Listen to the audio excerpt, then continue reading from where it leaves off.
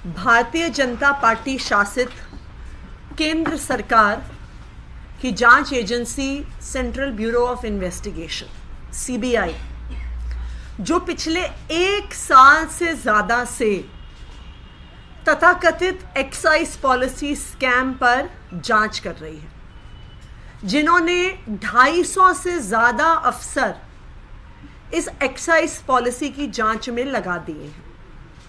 CBI ने मनीष सिसोदिया जी के घर पर रेड करी, उनके ऑफिस पर रेड करी, उनके पैतृक गांव पर रेड करी, उनके लॉकर पर रेड करी, लेकिन कहीं पर भी उन्हें कुछ नहीं मिला। और आज कोर्ट के सामने सीबीआई ने तकरीबन यही मान लिया कि अब उनके पास मनीष सिसोदिया जी से पूछने के लिए कोई भी सवाल नहीं है। 7 दिन की पुलिस कस्टडी के बाद, 7 दिन मनीष सिसोदिया जी की जांच के बाद आज सीबीआई ने कोर्ट से मनीष सिसोदिया जी की पूछताछ के लिए कस्टडी मांगी भी नहीं। ये क्या दिखाता है? ये दिखाता है कि जिस तरह से रेड में कुछ नहीं मिला, ऑफिस जाकर कुछ नहीं मिला, लॉकर में कुछ नहीं मिला, पैतृक गांव में कुछ नहीं मिला, तो इतना हू हल्ला करके मनीष सिसोदिया जी को सीबीआई ने जो अरेस्ट किया, उनको आज भी मनीष सिसोदिया जी के खिलाफ कोई भी सबूत नहीं मिला। पिछली कोर्ट हियरिंग में मनीष सिसोदिया जी ने खुद खड़े होकर कोर्ट के सामने कहा कि उनको मानसिक तौर से परेशान किया जा रहा है, टॉर्चर किया जा रहा है। एक सवाल को ही बार बार पूछकर। क्यों बार बार सीबीआई को एक ही सवाल पूछना पड़ रहा है? क्योंकि उनके पास ना कोई सबूत है, ना कोई डॉक्यूमेंट्री एविडेंस है। इसलिए उनकी सिर्फ यही कोशिश थी 7 दिन में कि मनीष सिसोदिया जी से किसी प्रकार से झूठा कबूलनामा साइन करवा दिया जाए। लेकिन आज सीबीआई ने पुलिस कस्टडी ना मांगकर यह साबित कर दिया है कि उनके पास मनीष सिसोदिया जी के खिलाफ एक भी सबूत नहीं है, और अब उनके पास मनीष सिसोदिया जी से पूछने के लिए एक भी सवाल नहीं बचा है। इसमें आपको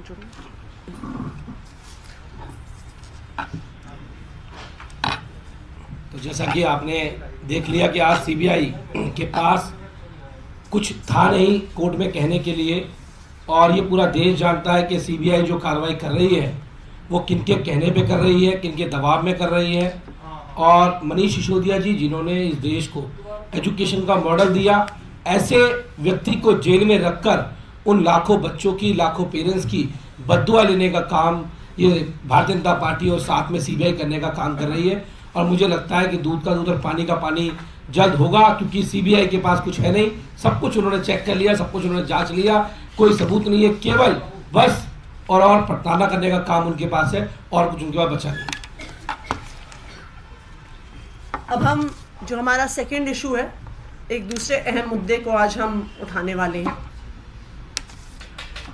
जैसा कि आप सबको याद होगा, सितंबर 2022 में दिल्ली के उपराज्यपाल विनय सक्सेना जी ने एक स्टेटमेंट दिया कि दिल्ली के सरकारी स्कूलों में गेस्ट टीचर नहीं है, घोस्ट टीचर है, कि गेस्ट टीचर्स के नाम पे फेक अपॉइंटमेंट्स हुई हैं, कि गेस्ट टीचर्स एक्चुअली वहाँ पे है नहीं, और वहाँ पर घोस्ट एम्प्लॉइज़ को तनख्वाह मिल रही है।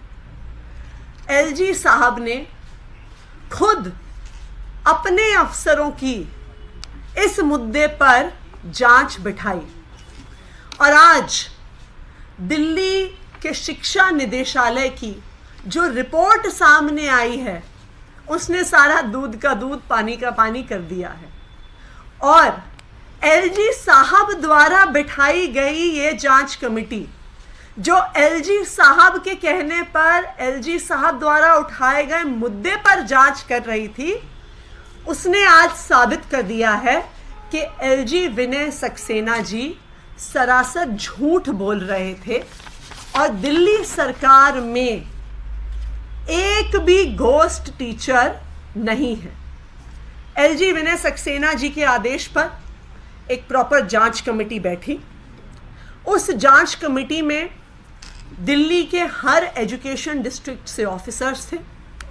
16,000 से ज़्यादा गेस्ट टीचर दिल्ली के सरकारी स्कूलों में पढ़ाते हैं। इन 16,000 गेस्ट टीचर्स के डॉक्यूमेंट्स का वेरिफिकेशन हुआ। इन 16,000 गेस्ट टीचर्स की अटेंडेंस का वेरिफिकेशन हुआ और इन 16,000 गेस्ट टीचर्स के day to day time table जिससे वो स्कूल में पढ़ाते हैं उसका वेरिफिकेशन हुआ। और इस वेरिफिकेशन के बाद ये निकला कि ये सारे 16,000 गेस्ट टीचर्स स्कूल्स में मौजूद हैं, स्कूल्स में रोज़ जाते हैं, स्कूल्स में रोज़ पढ़ाते हैं और रोज़ इन गेस्ट टीचर्स की ऑनलाइन अटेंडेंस होती है। तो मैं विनय सक्सेना जी को आज ये कहना चाहूँगी कि आपकी ही जांच समिति ने साबित कर दिया कि अरविंद केजरीवाल और मनीष सिसोदिया जो दिल्ली के सरकारी स्कूलों में काम कर रहे हैं, ट्रांसपेरेंसी से कर रहे हैं, एक सिस्टमैटिक तरीके से कर रहे हैं, जहां पर हर टीचर की ऑनलाइन अटेंडेंस होती है, जहां पर डे बाय डे ट्रैकिंग हर टीचर की होती है। और आज विनय सक्सेना जी की जांच समिति ने खुद दिल्ली सरकार को, अरविंद केजरीवाल को एक क्लीन चिट दिया है और कहा है कि बहुत शानदार और ट्रांसपेरेंट तरीके से काम चल रहा था। ये जांच समिति क्या दिखाती है? ये जांच समिति स्पष्ट तौर से एक ही चीज दिखाती है कि विनय सक्सेना जी को सिर्फ एक काम है, अरविंद केजरीवाल के कामों को रोकने का काम है। आप सोचिए, 16,000 टीचरों के सारे कागजात को फिर से वेरीफाई करने में कितने अफसरों का कितना समय लगा होगा। इससे क्या पर्पस सर्व हुआ? इससे सिर्फ एक पर्पस सर्व हुआ कि जो अफसर काम कर रहे थे वो अपना काम छोड़ के एलजी साहब के पॉलिटिकल एजेंडा में लग गए। मैं एलजी साहब के सामने हाथ जोड़ना चाहूंगी कि विनय सक्सेना जी, आप भारतीय जनता पार्टी के कार्यकर्ता नहीं हैं, आप भारतीय जनता पार्टी के प्रवक्ता भी नहीं हैं, आप दिल्ली के लेफ्टिनेंट गवर्नर हैं। आपकी जिम्मेदारी है कि दिल्ली के लोगों के काम हो। आपकी जिम्मेदारी नहीं है कि आप दिल्ली के लोगों के काम रोकें। इस जांच समिति की रिपोर्ट के बाद तो अब अपना रोज का जो आपको सीबीआई में शिकायत भेजनी है, ईडी में शिकायत भेजनी है, विजिलेंस डिपार्टमेंट में शिकायत भेजनी है, जांच समिति बनानी है, अब उस काम को तो रोक दीजिए। अब दिल्ली की जनता के काम तो होने दीजिए।